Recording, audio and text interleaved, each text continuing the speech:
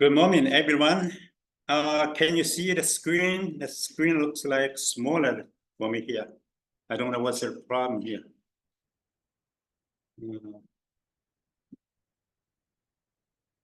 Something wrong. Anyway, let's start it.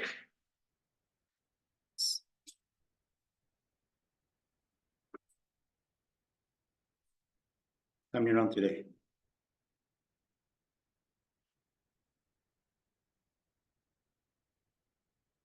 You see the screen? Can you see the full screen there? Or yeah, it is. okay.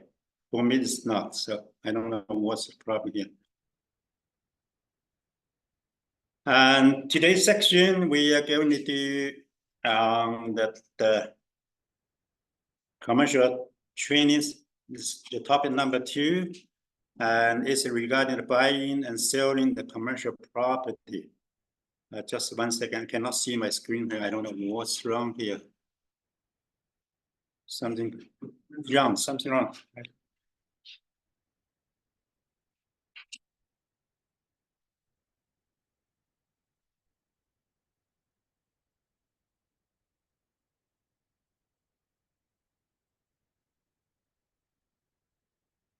Okay, that's the way.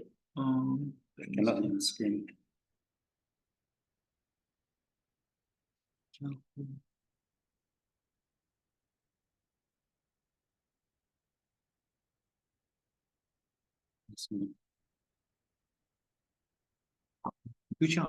Okay, the only thing we can do. Okay, so sorry about it. Again, thank you for everyone coming today for this section regarding the commercial selling and buying. And as for this section, as we last time, the first one we did the commercial lease already, and today the second one we're going to do number 3 next week. And of course, this section will be, I will talk about general, not something so much complicated, so something simple. And I wish you, if you are a listing agent, if you're a buy agent, you can learn something from here. So that's why we set this basic technique, basic theory you can do about commercial sales and buying. Okay, let's move on. This slide I used for last time for buying agent in many cases. How come it's not moving? I don't know what's going on here. Just a second, the slide are not moving on. Okay. Okay, so here we are. The people always asking, even you're a listening agent, you're a buy agent, your client will be asking, David, why we buying commercial real estate? So sometimes when people are asking, normally we said the same thing like residential. Oh, that's yeah, slow and then put it down. It's okay. Yes, sorry that one of the agent that there is cell phone that got the echo there. So the people asking that David, why we need to buy commercial real estates? From time to time, if you're an agent, if you never touch commercial, you would give a simple answer. That's the way we set how to qualify that your client, right? Sometimes whatever your reason, you can ask your client. The good thing is, of course, some people say, oh, I want to buy the property. We start running a new business, right? And some other people who ask, tells you that I have a restaurant, I have some office, I need to carry on existing business, right? And of course, commercial property, we always say, if you buy pretty property, if you're a commercial landlord, last section, you remember last week, I said already, commercial landlord has much more power than residential. So they always, commercial landlord, it dominates everything, not like residential. You see that there are residential tenant, WeChat group, every day a lot of issues from tenants and landlord. in commercial, straightforward. Go by contract. Whatever you do, by the contract, right? If there's something goes wrong, not like residential, you give N4, the payment delay, payment in not paying, not utility in commercial landlord. If you find out the tenant missed the payment or they did not pay anything, you have a right away. In a week, 2 weeks, you can lock down the tenants. Hey, you missed the payment already. If you don't miss pay back that one, I can lock you down. I can change the law, right? So not like residential. There's a lot of laws control that. But in commercial, landlord always dominates. So that's why a lot of people prefer to buy in commercial properties, right? Of course, commercial investment always we say it's a long-term investment and going by depending on the market. And I remember that few years ago, 5, 6 years, or even 10 years ago, industrial property like warehousing, it was 250, 270. That's the highest price. Nowadays, you cannot find anything like that. How much they're buying now for warehouse, industrial warehouse? 500, 600 or almost. So you will see that's a long-term investment for many people, right? Yeah. And of course, that for investor, some people sometimes that's first just not what it said is for end user, right? For now, for investor, the people say, "Oh, I have money in the bank, but I better invest in commercial property." So on long term, I both get cash flow, I get whatever I need, right? The important, as again, I say, you are the landlord, commercial landlord, right? So it's always a long-term process, and you accumulate your wealth, right? During you own the commercial property. That's what people always say so. So of course, in Chinese, and we say what a lot of people say, what we call investment. The investment, some people say is a gambling, but that depends on how do you do that. So when they investing is equal to gambling, may not be true. In Chinese, people they say, "Oh, that's gambling." No, that's not, right? Of course, some people are speculating that they're just watching it, not really doing investment. So you need to, determine what kind of investor, what kind of your client you're having. That's the thing. Of course, we are not going to do it, say anything about it in details. And that's the way I share with your guys that the reason, what the important factors for investing in commercial real estate. That always they say appreciation. You will see because that when you buy the property, it depends on the location. Location always like residential location. If good location, the potential. That's what they say appreciation. That means that the value, the potential of increase the land value, right? That's the one thing. Of course, the second one is we always cash flow. Cash flow from every daily, operating monthly, you're collecting rent, you have the cash flow. That's the one way as well. And of course, we call it depreciation. The same thing like when you purchase something, you need to consider some factor, depreciation. That's it. You buy the computer, say depreciate 10%, 15% every year. So you in the commercial real estate, the same thing. Net property, because building getting old, you need also depreciation as well. Right? So we're always talking about leverage. So that's so much that's to equity. That's the way you had needed to do the calculation yourself. That most important is that a lot of people use commercial. The same thing like our agent, right? When you incorporate your PRAC, that means your corporation. That means you are doing the tax, some kind of benefit. So when you do, everyone will know, right? When our agent, if you get the commission, you pay the tax based on your income. So individual tax rate will be higher than corporation income. So if we pay 40%. Individual tax, but in corporation, maybe you pay only half, 20%. So that's the way for people, more people say we do doing something, investing in commercial real estate. That's the way for for a lot of people. So anyway, those that are too much in detail, I will not touch anything like this. And the same thing as I mentioned already, how do you qualify? How many specialists we need more for when you do commercial real estate purchasing, selling? Because not my residential, we have a banker, lawyer, inspector, right? That's it. But in commercial, maybe you require more people, like accountant, insurance broker. We are not getting cut up, and of course, let's do it again. Okay, it's really a slide down not work for it. And the buy-in, I mentioned already, how do you qualify the buyer? And the same thing like residential, whatever the process you're going to do. So I will not touch anything like this because it's too much. If I am going to talk about it, maybe more than 1 or 2 hours about it. So I will leave it for that for now. And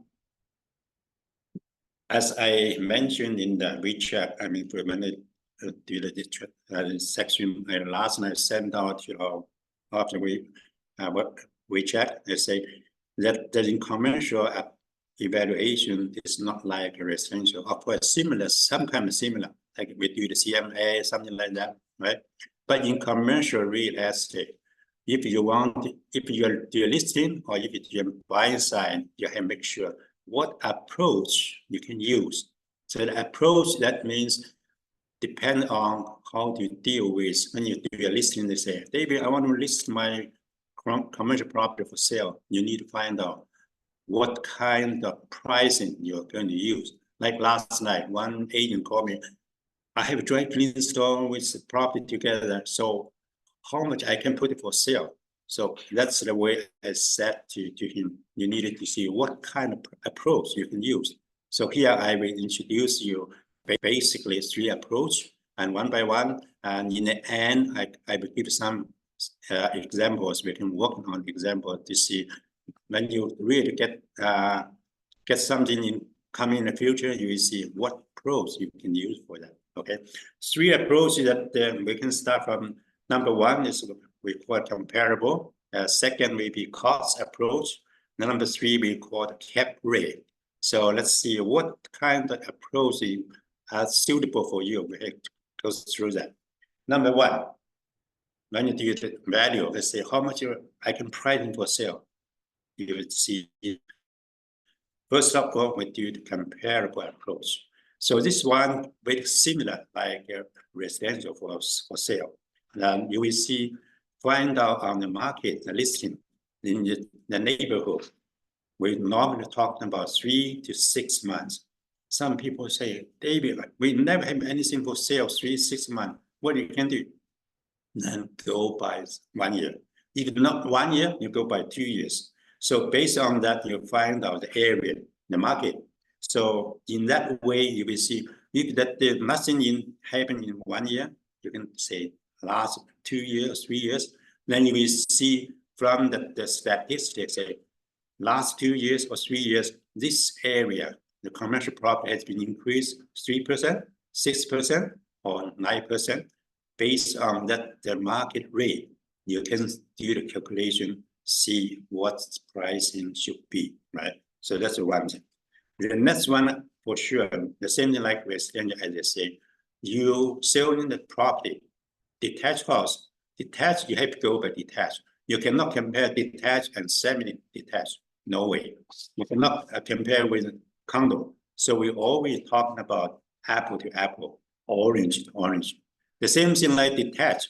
We have also orange to orange. That means 4 bedroom, 3 bedroom, that's different. The lot size, 50 by 120 or 30 by 90, so it's still different. So that's the way we always call that the apple to apple to compare. That's the way. Sometimes also in commercial, a lot of issue is the size.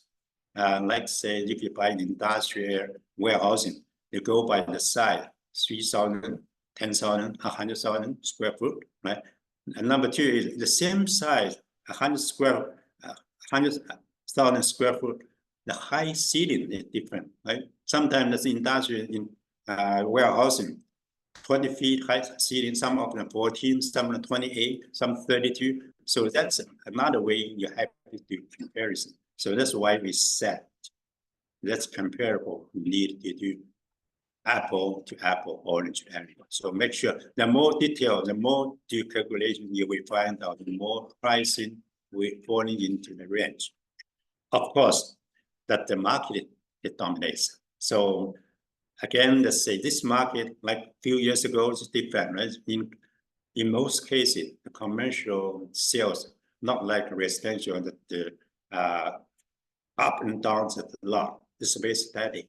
Of course, in pricing, as I said, in industrial warehousing, the pricing for the last 10 years has changed a lot. But that's the kind of market because everything, more people nowadays working at home and also the online shopping. And so that's why a lot of people set up business, then require warehousing, something like that. And if you are doing some commercial selling, you will find also the office space demand is dramatically down, not like used to be. That's why I said just now, because of the more people working home, they do not need office space anymore. Let's see the downtown area, right? Even that the residential, because of the market, a lot of condo for lease, for rental, and a lot of vacancy. So that's the market. We can see that. So that's the number one comparable approach. Second approach we talked about is called cost approach. This approach is not easy for us as agents because we are not specialists. Right? And cost approach normally they go by, that means if this is the building, let's go by the square footage, by the size. If you build that there's such kind of building, what's the cost will be? So in that way, many people they become solid specialists like architect, planner, and contractor, and property managers. They need to talk to a lot of people to find out what the cost will be. So in this way, and you will see if I purchase a property, that cost how much will be, and depend on the age of the building. Then I mentioned at the beginning, depreciation. Depreciation, that means the building is built up, the new, if the 1 year, how much will be depreciated, 10 years, 20 years. So in this way, again, that's the kind of cost you need to do calculation. So this approach is not easily used by our agent, right? We are not specialists. So that's why I said, consult with the specialist if you want to use a cost approach. So let's forget about it for now. The most common approach we use, not only by our agent, even by the appraiser, by bank lender, they use it called cap rate approach. Cap rate, that means what do you mean the cap rate? We call it capital realization return rate. So that means whatever the money you invest, then you will do the calculation how much you get. The same thing like interest rate, right? Nowadays 5-6% interest rate. Based on that, you do the how much mortgage you're going to borrow mortgage. How this affordability you can do that. So the same thing like this one. So that's why this approach, I suggest you guys, you can use this one, and more or less most I can say commonly used in the market, and also easy to do that. No matter you're doing listening or you're doing buying, you having use this approach with more effect. So when people ask him, David, how much I can list my property, how much I can buy this property, what's offer, what's price I can use it. So that's the way you can use this approach. Okay, and also when you explain to the buyer or seller, you easy for them to understand as well. The only thing is this approach we normally require the listing agent to provide more information the more you get information provided to the seller or even later to the co-opting agent, then let the people based on that to working on what cap rate is we can use. So from the buyer side, of course, higher cap rate may be better, get a quicker investment return. On the seller side, just another story, right? They need a lower cap rate because they want to ask for more higher price. So that's the kind of thing. So in this approach, again, we require agent to have more experience, have more knowledgeable. You need to know the market. The market, not only, the local market in your area, you have to know the market in other areas. The same, the reason I said, people asking tell me, David, I have a plaza for sale, 20 million, and it looks a lot. I will ask, what's the cap rate you calculated? He said, I did not know. So you need to find out what's the cap rate for this location, because cap rate does not mean every area is the same. Downtown Toronto, we say when you do the cap rate, people asking 3 to 4% cap rate, looks like reasonable. Sometimes they're selling only 2.2%, 2.3, 2.5, but we are in the common practice, let's say around 3 to 4 will be reasonable. But out of town, I sell some property like in London or the Peterborough, I got 7% cap rate, sometimes 8% cap rate. Right? So depend on what location is that. So the same thing like Waterloo, I think last week, one of agent called me saying, oh, I got the property for my client want to buy. I don't know how much I can put the offers in. I say, do your calculation. What cap rate in the area? It's in Waterloo around 5% something, 4 to 5, because it's in downtown. If out of town, that's another way. So that's why I say different location we have cap rate different. You need to do search, and even people ask me, David, I haven't which amount some property as the cap rate what will be? I say I need to search the area because last year, the year before, I don't know. I need to search the most recent, right? So this approach will be, I suggest you guys get familiar and see if you know everything already, then easy for you to make a decision, say what's pricing we can put in, right? And I would see that the form is, for now, I give you one formula here, and later on we do the samples and will be much easier. What's cap rate as a formula? We call in Chinese, we call 资本回报率, okay? The cap rate, the capitalization return rate, okay? So the formula is very easy. We call it annual net operating income divided by purchase price. So that's the way you are doing, say, what's the cap rate here? So annual net operating income divided by purchase price. In China, 年净收入除以买价就等于资本回报. So that means cap rate, when you do that, the other way when you say reverse thing, if you say, I want my cap rate 5%, how much I can purchase that property? That means they're asking some price, you divide by the cap rate you want to, you will see what's the reasonable price. In this way, you can work out later, right? So that's the formula I can tell you now. And but quickly I go through the listing agent, buy agent for some form because I don't want to touch in detail, too much detail, and it takes too long. Okay. And for the listing, for the searching, I will not talk about it here now. And only saying the sample I will talk about it later when we come back. As a listing agent, as I mentioned just now already, you need to provide work on with the seller more in detail. You need to find everything, right? Because you need to see people asking, David, you're asking the product for 3 million. Why you sell that ask with the price? You need some proof to show that the demonstrate what the income you're getting, right? So that's why I said, as a listing agent, when you do the listing, when you get the pricing, get all information, then you work with the seller, say what price is reasonable. Otherwise, if you put a much higher pricing, you will never get sold. I remember one of our agents in the market, Highway 7.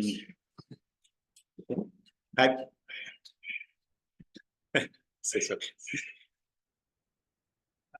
And one agent a few years ago sold the piece of land, asking for 35 million. That's a lot of money.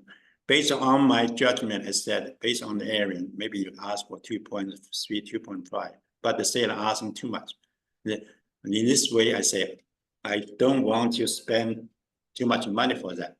I mean spend too much time on that because it's not motivating the seller. They want fishing. That's another way. So that's why you are agent, no matter you are listing agent or you're buying agent, I wish you to work smart. Don't waste your time. Unless you say, oh, I don't have nothing to do. I want to try whatever. But that's your choice, right? So I want you just to be as yourself, as a professional, more possible. So that's the listing agent, as I say, provide whatever information, get in detail. And let's say the property, the floor plan, engineering drawing, property tax bill, insurance, everything, rental, income, the list, everything. Get in the end, you will see what's the property income, what's the net income will be. Based on that, you can list the price in the market. So in this way, I think you will sell the property much faster than anything else. That's not the same thing like I said, 35 million. It's a lot of price, but the reality, maybe 2.25 million may be realistic, right? So that's the way I said the more detail, the much better as a listing agent. Okay. The forms that we see, those kind of forms, I mean, I think you better than something like listing, right? And the forms will be just a second. 5 for commercial listing, maybe 5 series. And sorry.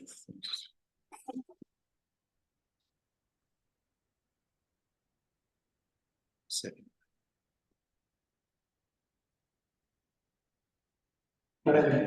Yeah. Now working with the commercial realm, we need to continue offer this form. Which one say? Working with the that's one already gone. Yes, here is just ask for the form because the form 815 used to be not before. Nowadays it's gone. Same thing like we said, the 810 is gone already, and so we use recall information guide. That's the form. Replace 810, 815. Please remember that. Thank you, Terry. Let me see. I cannot get my screen.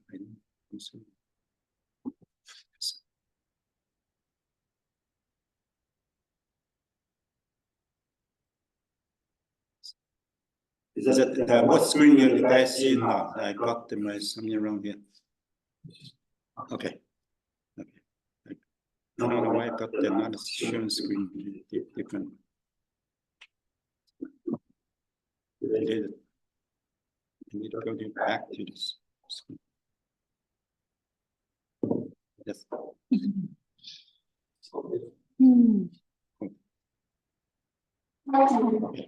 Sorry about it. That's some reception today. Yeah, that's the form. Gary mentioned about it. One of them, the 521, 615 gone. Of course, when you're selling commercial property, you need 631 for corporation or individual. You need also 630. And sometimes because the commercial property owned by the corporation, but the legal people, I mean, the person who is a director or president, he also individual. We need also 630. So that's the way you need to protect yourself. Okay. And the buyer agent have, as I mentioned already, you have more Yeah, something. Yeah, we have for buyer agent, we have more forms you need to see 500, right? And the other thing, 320 and the 815 again is not here any longer. 630, 631, and 635. Those kind of form you also need as well. So I will not touch any form about it. And in our office website, please remember when you do that, look at the forms, the template already there. Also, very simple, I can share everyone as well. And a lot of people from time to ask me, David, what form I use? What clause I use? How can I prepare offer? I always said to our agent, if you find a specific listing already, I show the listing agent, I show the listing, my client interested in that listing, just log into the specific listing. Then you want to prepare offer, create a transaction, all the forms pops you out. So you use the forms there, and also we already built in all the standard clause, condition, whatever terms already in the offer. So you don't need it to copy from any other place. And of course, you need it to modify, change whatever you need to. That's the way when you prepare the offer. That's the way, I mean, sometimes people make you faster. Right? Sometimes I waited for that to say, oh, I don't know where's the copy, where's the condition, where whatever. So this already there, don't worry. But according to the specific listing, you better to modify them, change them, anything you need to. Okay, so that's the forms we hit there. And a lot of issues here about how to do offer, whatever. I will not touch it today. I will find some time later on, maybe we can share with you what's important for the offer, what kind of condition, and what clause we do that later on. And also due diligence condition and a lot of issues there. I want to share with you now just something like real listing. When you do the real listing, you will see where to find out information. Then you base on that, how do you calculate the pricing up in offer? Okay, so let me get a new sharing, and we do go from there. Just a second.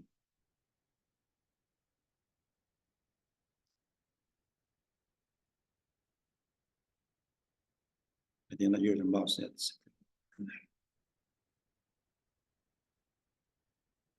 Stop sharing. Let me get a new sharing. We see the.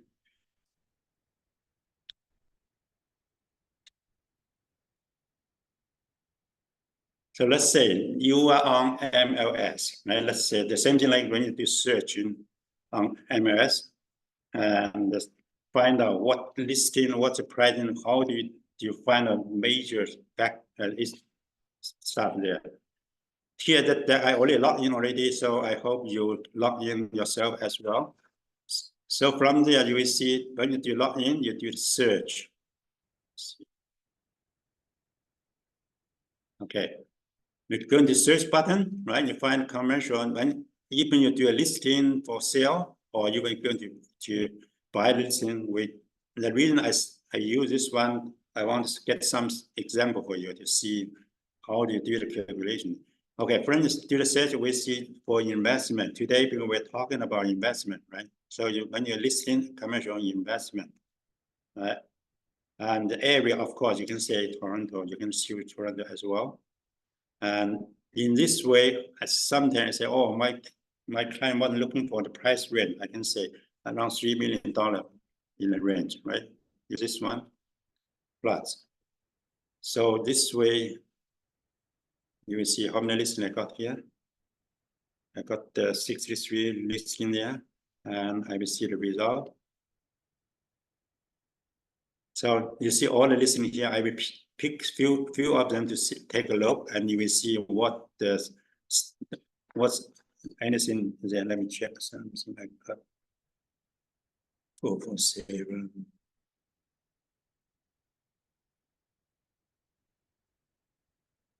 Okay, this is one of the listings I just found out this morning. Look at here, the commercial listing for sale is at the address where we don't touch it. And asking price, I go by features to quickly to go through it. That's the price asking. Let's say, oh, this asking 3.3 million. How much I can put offer in?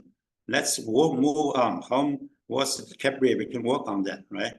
And here we see the price, property tax, the price already young. We don't care about it now. And what I can point out for you guys, number 2 is what? The size. That's why I said at the beginning, I'm looking for 5,000, 4,000, 5,000 square foot space. So that's the size you need to make sure you know it, right? And also some of them here, they did not say anything, retail area and the industrial areas, because this is not investment. It looks like apartment, right? And here we see sometimes from some listing is lot size, the same thing like residential. And also from time to time we say, people looking for something, you need to say what? Freestanding for sure, always, because this freestanding is important. Some end user or investor, freestanding, it means a lot to some people, right? Here we go by coming down here. First of all, you need to make sure this area description. As a listing agent, the more you write in detail, the more attractive. So if you get something to for sale as a listing agent, make sure you find something more detailed. Write something attractive so the people, when you look at this description, oh, that's great. That have net income this much, that much, right? So this kind of thing you need to make sure. Because this property is apartment, multiple resident apartment, because we are looking for investment, right? Here, that's the reason I like this listing. Look at here. They give you the financial status already here. Look, many listings they don't. So this one is give you already easy for you to work on, right? First of all, you will see what they have. Let's say annual income. Annual income, how much is annual income? Gross income, you see 148,000. That's the income, it's called gross income. And they have all of this, you see the property tax, insurance, and they have the heating, water, that we call operating cost. So those operating costs minus from the total gross income, you will get what? Net profit, net income. So that's net income. Based on this, we can see how much the listing is asking. Tim, you can work out for me? Yeah, so the net income divided by the asking price, you will see what's the rate. So in this way, you will find out cap rate is reasonable or not. What is the net income? Net income 117, 790. 117,790. Yeah, divided by asking price. 3.3 million, let's say 3.4 million. So what's the cap rate will be?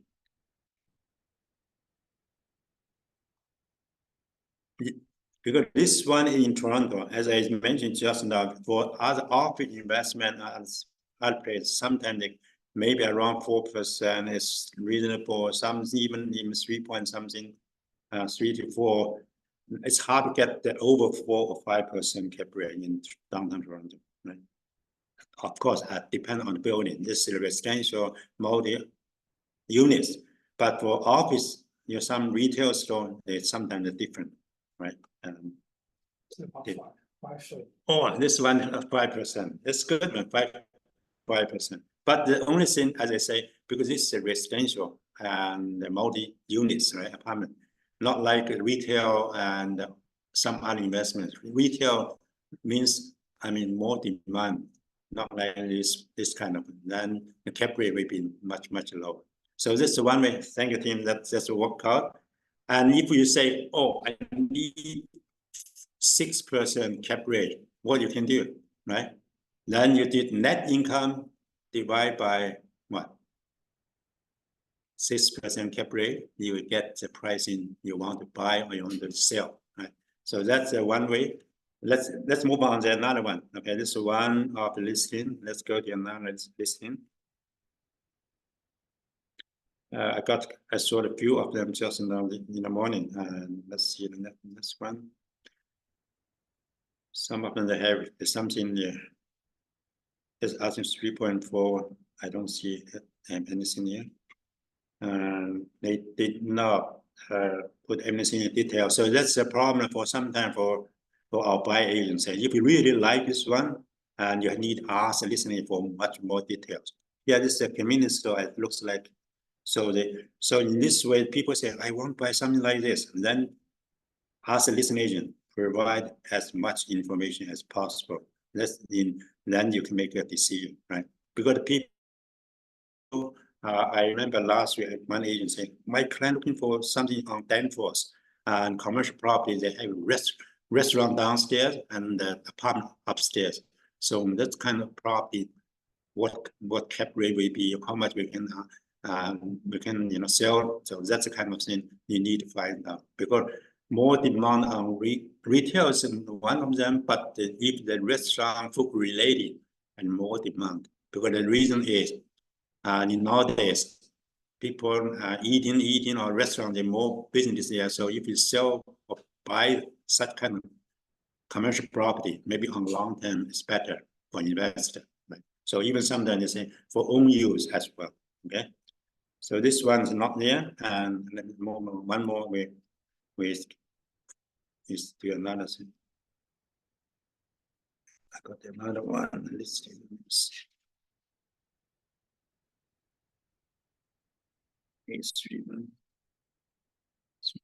Okay, there's few more. Let's check it. This one does not have anything either, and this one I don't think so. Yeah, they only tell about it. That's the size of the square footage. So nothing much information there. I can't find the other one. This is not either. Not either this one. Not this one. Nothing. Okay, this one I saw it. That's similar, right? This one. Housing was 3.9 million. Right. So the same in downtown Toronto. Let's see the side. Tim can do the calculation based on that as well. Okay, the net income, let me see. Look at here, financial status here already. Look at here. They're asking 3.9 million. That gross income 134, and the net income 111,421.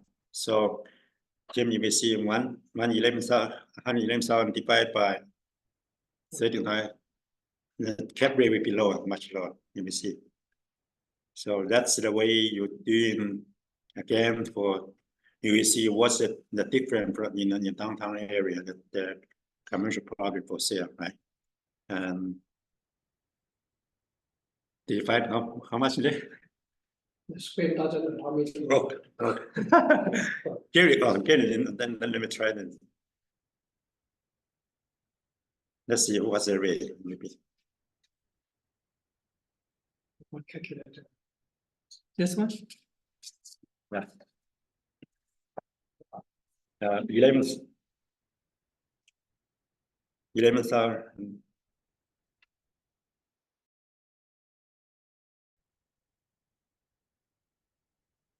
11. Yes. 3.9, right? 5.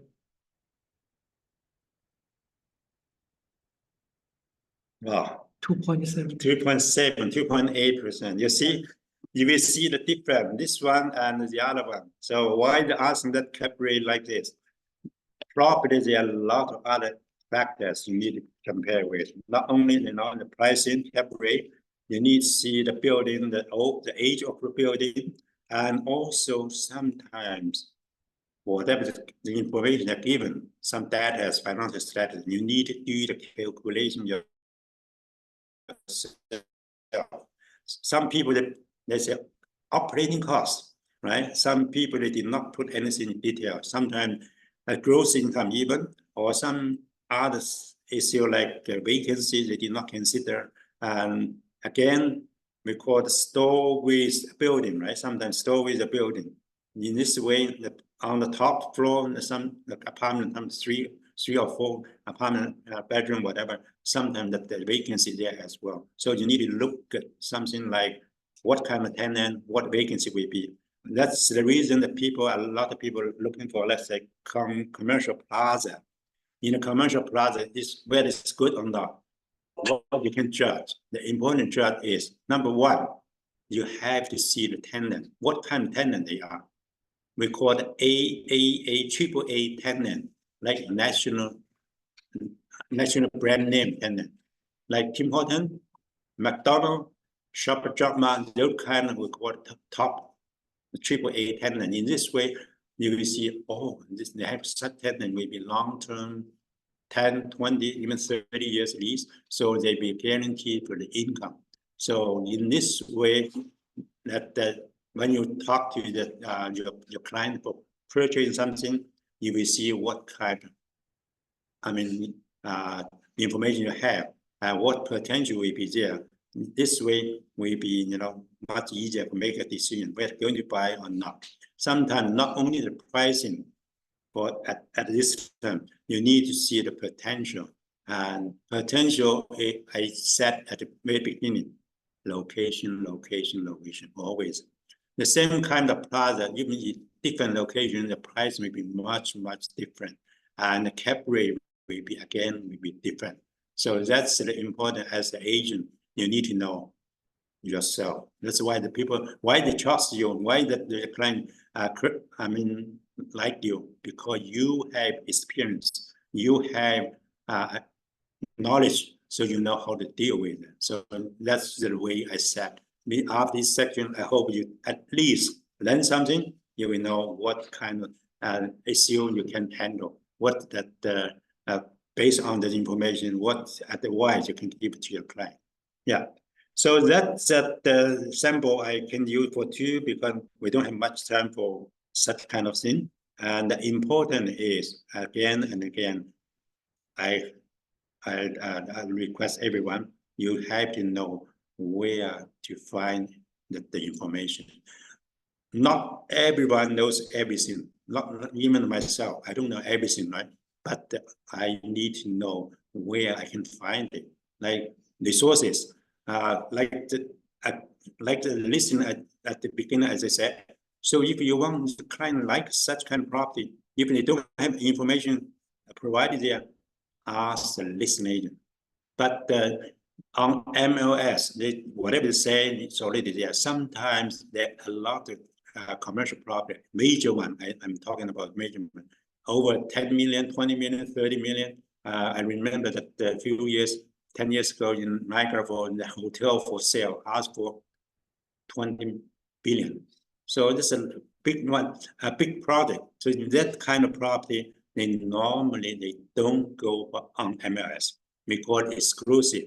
If you find something exclusive, please remember the listing agent will always ask you to sign a non-disclosure. That means confidentiality agreement. So they ask you to sign. If you don't sign this, like this document, they don't give you anything. So they say, David, sign a non-disclosure, I will provide the information for you.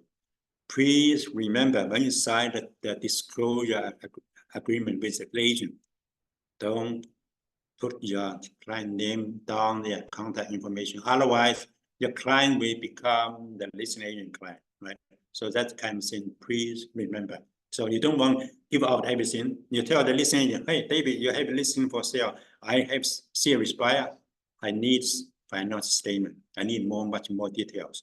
And then we say, like, when you say, oh, sign a non-disclosure agreement with me. I put down everything, only my name, my contact information. Then whatever I receive, the listener may say, that's information only for you and your client. You are not allowed to promote it. Okay, that's important. Otherwise, they can sue you to bring the case to recall. So those kind of thing I have to remember. I mean to remind you, everyone, and that's the kind of thing I am in for today's section. Because my training section is normally for 2 hours, but we cut it up. A lot of issues we did not talk about today yet. So later on, again, we do some training when you're listing what's important for the offer, what kind of condition clause we can use. So later on, we will do the training in future. Okay.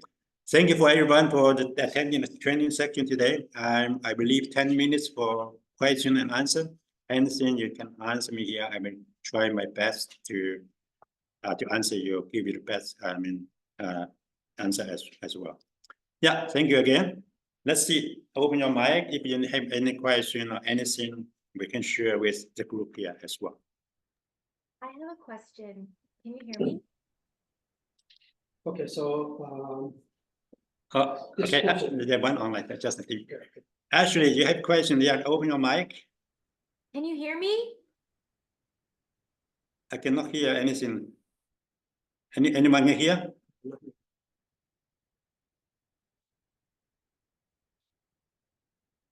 Actually, open your mic. That you're mute.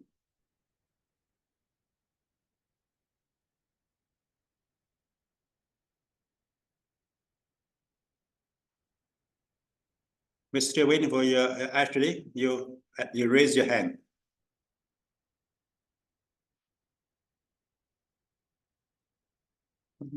How come I cannot? I even cannot see the chat here.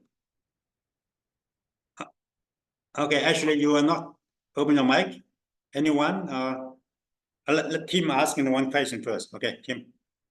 okay, so a lot of commercial lease, not going to be MLS lease exclusive, and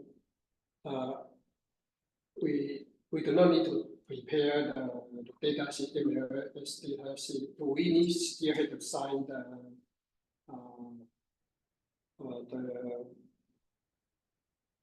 recall claim?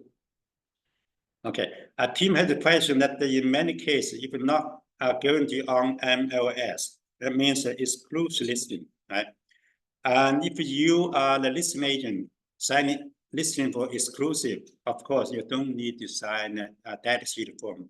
But the recall info guide, you need to sign with the listing together. That in case, if you really that the deal going on in future, when you come back to the client, you say, Tim, why you did not sign the recall info guide at the beginning? There's a lot of people from time to this, they feel that they're not reluctant to sign any document back. So I suggest when you sign any listing agreement, sign whatever need required. Recall info guide, the form 630, 631. The reason is when you come back ask for more information, your client will say you are not so professional. They will lose their confidence in you. So at the beginning, say that's the policy, that's our rules, that's the tracer ask.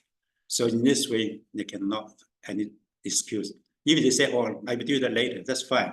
So in this way, at least you show your professional business. Right?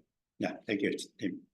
And then also exclusive. A lot of times, because it's not for public, and you might also to find your own buyer for the property as well.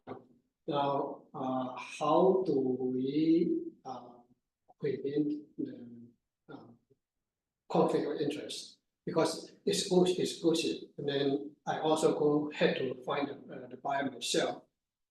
So in that case, how can we have the buyer and seller to be our client without conflict of interest, and what should we pay attention to that?